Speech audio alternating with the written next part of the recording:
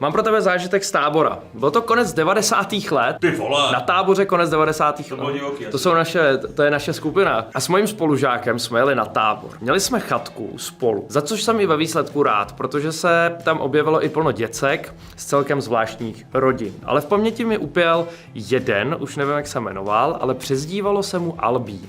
A tento chlapec to měl v hlavě celkem porouchané. Teda v celku dost. Začalo to tím, když se odmítal koupat a tvrdil, že je v umývarce démon.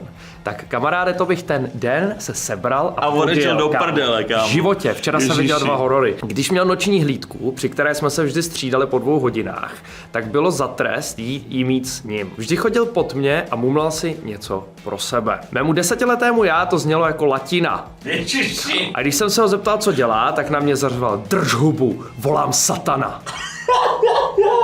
Byl hrozně výbušnej, strašně rychle se rozčílil. Jednou vyběhl na kadibutku, třeba byla celkem daleko za táborem, a jelikož pršelo a on to už měl fakt na krajíčku, tak ve chvíli, kdy uklouznul na blátě, tak se posral. Asi si usmyslel, že za to může ta kadibutka, tak ji zapálil.